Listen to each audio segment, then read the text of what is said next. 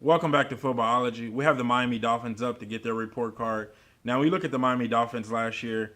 They were a team that could have won their division and sort of kind of tried to win their division, but they were missing a lot of pieces, as you can tell. And I think the biggest piece that they were missing last year was quarterback. And if they could address that, you would hope that this team can take it to the next level and really be a solid team for the future to come and things like that. I was on Ryan Tannehill wagon when it all started, and now I'm just regretting ever actually being a Ryan Tannehill fan. Miami Dolphins' best pick, in my opinion, was Isaiah Price. He played right tackle. I know he played left and right, but he played right tackle for the most part in Ohio State, especially this past season. And so he did a pretty good job there. He's more on the passive side of the right tackle position, but it made sense for them to go out and go get this guy because he had to go out there and replace Jawan James. There was a guy that they lost in free agency, and I felt like Jawan James was actually a pretty good tackle. I wanted the Chiefs to pick him up when he was coming out. So go out and you get Isaiah Price. You solidify your right tackle position. You got Laremy Tunsil at the left tackle position. Now you got really two good tackles that you could probably shore up for the next couple of years, and you start to build your offensive line. So that's, in my opinion, I feel like was the best pick they made. Now, I know I'm going to catch a lot of heat for this, but I feel like Christian Wilkins was the worst pick that Miami could have made because they didn't really need to fortify the interior of their defensive line just yet. And I feel like that was something they could have addressed in the later parts of this draft because we knew how deep the defensive line position was in this draft.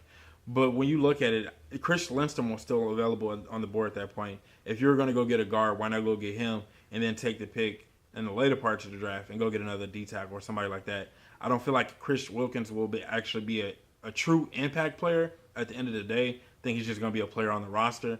And he probably end up being a guy that they're going to re-sign eventually because he's just going to be a below average to average player. I just don't see him being that big of an impact player. And I know a lot of people are going to crucify me for this, but it's just how I feel. Now, the pick that they made that I liked the most was Michael Dieter. He's another offensive lineman that they're going to bring in and hopefully take care of their interior, their offense, and their run game. I know they said during the draft that he was going to compete for the interior guard position, which I could see him competing for and then also winning because he's a technically sound runner. He's more of a running pass blocking guard, but he's a technically solid runner. Like, he's not going to maul anybody. He's going to knock anyone off, but he's going to get to his gaps. He's going to take care of the blocker, and he's going to twist people the right way to open up the lanes for the running backs. And I could see that being very impactful for some of the guys that are on the roster. And then overall, protecting Josh Rosen. Josh Rosen being back there, knowing that he got a guy like Isaiah Price on one side, you got Michael Dieter on another side, and then you also got Laremy Tunsil on another side. So those are three pieces on the offensive line that is going to be really impactful for the development of Josh Rosen and just the overall development of this offense and moving forward. Now, the grade that I felt like the Miami Dolphins actually deserved was a D. Now, I know they got two offensive linemen, which excited me. That made more sense than anything. But what really killed this draft for me is in the later parts. So, first of all, in the first round, you take Chris Wilkins. You didn't need to do that because in the later parts of this draft, in the seventh round, you took two running backs. So, it didn't really add up to me. Now, I know that, they're probably going to use guys in different ways for different reasons and things like that.